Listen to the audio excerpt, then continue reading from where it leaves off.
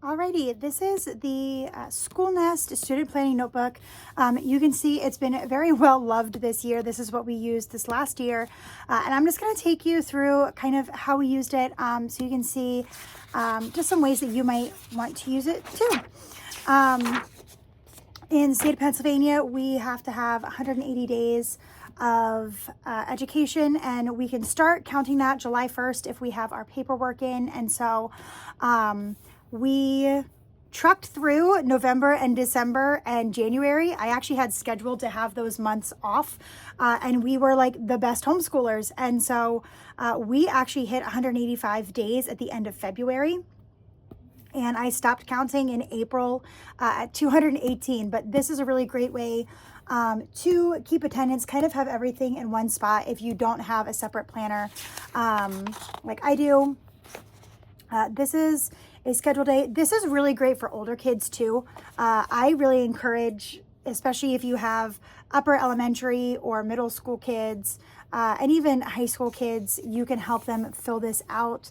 And so they have these scheduled pages. I'm obviously really great at keeping a book list. In the state of Pennsylvania, you do need to have a list of books as part of your evaluation. I love that it gives you the option to give it ratings as well, which is super sweet. So you have a few pages of that. Like the homeschool planner, this is undated, which is fine. It's not my favorite, but you know, we make it work. It has places for you here to take notes. In the back of the book, it also has examples of like how you can use it. So to-do list, spelling words, favorite moments journal, things to memorize. This is capitals of states.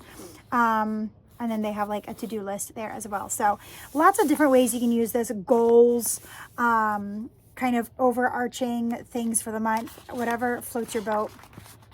And so when I started just kind of writing things out, but I'm a little bougier than that. And so I started doing some more color coordination because that's what I like. I also have a tendency to kind of back plan.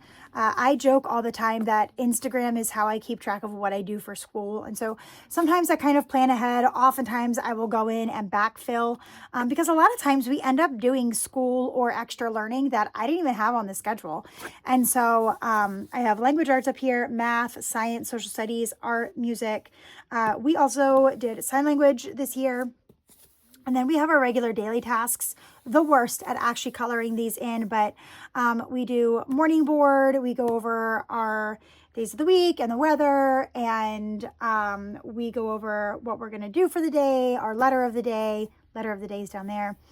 We have a family morning prayer, we do the doxology, we have our Bible word of the day.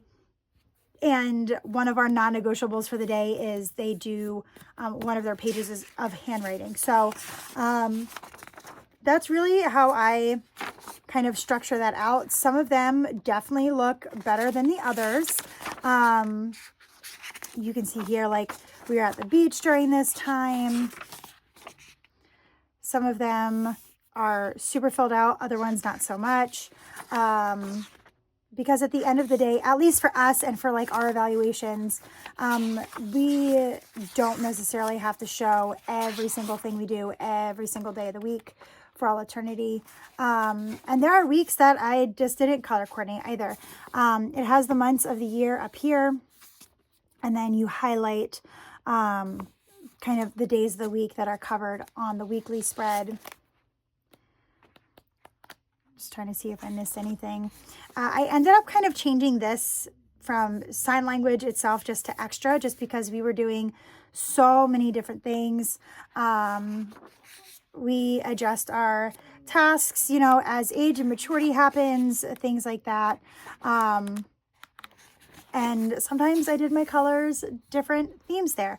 But what I really like about this particular book is it has the checklist. And so again, if you have a student that's in like 4th, 5th, 6th, 7th grade, what I recommend to people is sitting down with your student on like Sunday or even Monday, and you can go through and fill out what they need to do for the week with them. And so if they're a pretty independent learner, they know what they need to do and they can go through and check it off.